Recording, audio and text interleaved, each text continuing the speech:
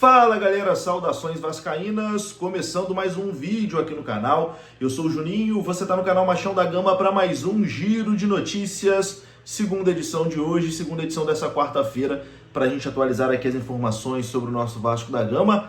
Clima quente no Vasco, apesar da vitória de ontem contra o Puerto Cabello da Venezuela pela Copa Sul-Americana. Hoje a principal organizada do Vasco, a Força Jovem, divulgou uma nota oficial em tom de protesto, principalmente contra Carille e Léo Jardim. Isso mesmo, você não escutou errado não. Eu vou ler essa nota oficial aqui. Vamos falar também sobre o sorteio da Copa do Brasil.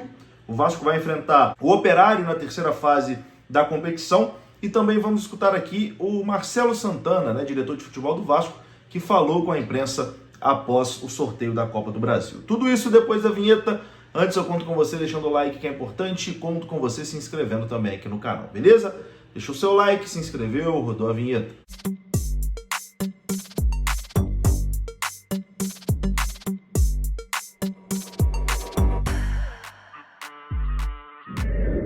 Bora lá então, meus amigos, começando aqui mais um vídeo, vamos naquele pique, hein? Direto para os assuntos, sem enrolação, vamos falar de Vasco e vamos começar falando sobre Copa do Brasil, porque hoje tivemos o sorteio da terceira fase da competição, já conhecemos o nosso adversário. O Vasco vai enfrentar a equipe do Operário do Paraná, da cidade de Ponta Grossa, campeão paranaense dessa temporada de 2025. Já está definido. O Vasco enfrenta o Operário, o primeiro jogo lá em Ponta Grossa, no estádio do Operário, e o jogo da volta em São Januário. Claro, o Vasco tem a obrigação, de conseguir essa classificação, É a equipe mais forte, o Operário joga a Série B do Campeonato Brasileiro, o Vasco vai decidir em casa, então tem a obrigação de conseguir essa classificação. Vasco e Operário na terceira fase da Copa do Brasil.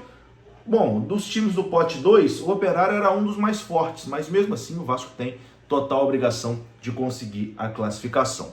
Após o sorteio da Copa do Brasil, Marcelo Santana, diretor de futebol do Vasco, que estava, prestigiando o sorteio, falou com a imprensa. Ele falou sobre Carille, sobre o adversário da Copa do Brasil, sobre possíveis reforços, enfim, falou sobre muita coisa e você confere agora aqui. Vamos ao sorteio, a gente não tem muito o que discutir.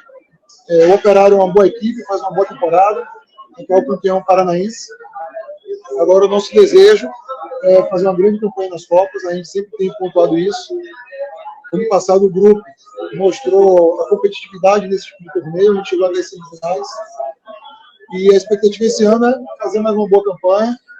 A gente tem possibilidade de decidir nossa casa e vamos buscar fazer valer esse momento de campo decisivo. Sobre reforços, tem uma possibilidade no meio do ano? A tendência é que a gente busque sim qualificação na janela de meio do ano. Agora, no momento apropriado, a gente se aprofunda nesse tema, mas o Vasco vai sim ter olhos bem atentos para a janela do meio do ano. Marcelo, tudo bem? Boa tarde. Como é que você vê esse momento, do Carille, que vive uma pressão muito grande, o torcedor do Vasco vem cobrando bastante o desempenho dele? Como é que você vê isso internamente? Como é que está a situação dele? Tem algum risco de fato, como ele foi perguntado na coletiva, de acontecer de alguma demissão ou não? Como é que está a situação do Carille na percepção da diretoria e você representante da diretoria? O contexto do futebol brasileiro, a cultura é sempre de pressão. E nos clubes gigantes como o Vasco, essa pressão é sempre maior. A gente é avaliado jogo a jogo, torneio a torneio. O Fábio tem buscado implementar a sua linha de trabalho. Na partida de ontem, no meu modo de ver, o Vasco fez uma boa partida, fez uma partida segura. O placar de 1-0, a gente entende que não satisfaça ao torcedor Cruz Maltino, mas a gente criou oportunidades. O Felipe teve uma cabeçada, o goleiro defende, a bola vai na travessão. O próprio Coutinho teve outra finalização no segundo tempo, o Paê teve a oportunidade. Então foi uma partida que a gente criou e a gente sabe da necessidade de sempre corresponder a esse desejo do torcedor, que a gente possa fazer uma nova partida positiva contra o Sport, e tendo a torcida do nosso lado, a trajetória sempre vai ser mais fácil. A torcida do Vasco é gigantesca, nos apoia constantemente. Claro que tem as suas cobranças, porque quer o resultado, o Vasco quer voltar a ser campeão que não é desde 2016, e a gente tem que saber conviver com essa responsabilidade. Marcelo, sobre o Maracanã, teve toda aquela discussão do Pedrinho, querer jogar todos os clássicos, se possível, em São Januário, e depois o acordo feito para que o Vasco jogasse com o Flamengo e Fluminense no Maracanã, e o jogo do Botafogo, rumando do Vasco, vendido para Brasília. Houve alguma contradição? A torcida ficou bastante chateada, demonstrou nas redes sociais um pouco de contradição, até dentro do Vasco, isso é, um planejamento da SAF, talvez, de venda de mandos de campo, e o Pedrinho, presidente, porta-voz principal do Vasco, desejando que os clássicos fossem mandados em São Januário. O nosso desejo, eu falo pela diretoria, é sempre jogar o máximo de jogos possíveis em São Januário. Existem algumas limitações legais, por exemplo, o BEP, ele mantém a sua postura de não permitir, especialmente clássicos contra Flamengo e Fluminense, no estádio de São Januário, e nesses últimos meses, as últimas semanas, a diretoria do Vasco teve a oportunidade de conversar tanto com o Fluminense quanto com o Flamengo. Eles reviram alguns pontos do acordo para a utilização do estádio do Maracanã. Tem situações comerciais que passam a ser mais vantajosas agora ao Vasco também, de poder mandar jogos dentro do Maracanã. O Vasco tem a possibilidade de realmente ser mandante quando desejar, e não apenas quando for vontade de outros clubes. A gente tem nesse período de 25, 26 a possibilidade de ter 8 jogos dentro do Maracanã. Então eu acredito que é uma decisão importante também. Agora, se a gente tiver a possibilidade sempre de jogar em São Januário, isso será exercido o máximo de vezes possíveis. Agora, em determinados momentos, a gente tem que buscar um balanço também de um lado econômico para poder qualificar o elenco, para poder investir em infraestrutura.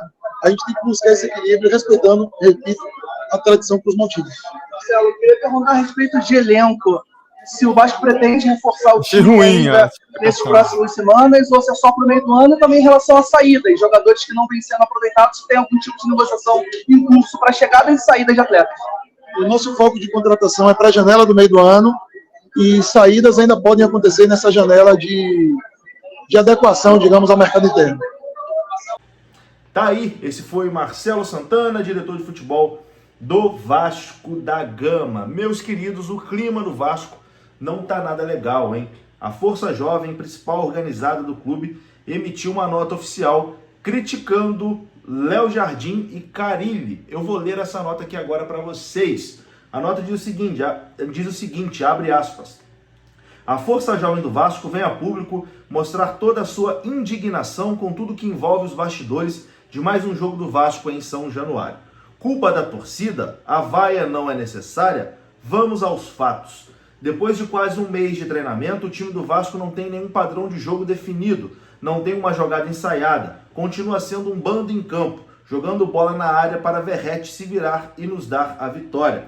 Aí vem o senhor Carille, ao apito final, sair correndo em disparada para o vestiário, como se a torcida não valesse nada. Para piorar, vai aos microfones na coletiva e coloca supostamente a culpa na torcida por atrapalhar o time com vaias. Uma torcida sofrida há mais de 20 anos, uma torcida que não abandona o Vasco por nada e que paga o seu salário, senhor Carille.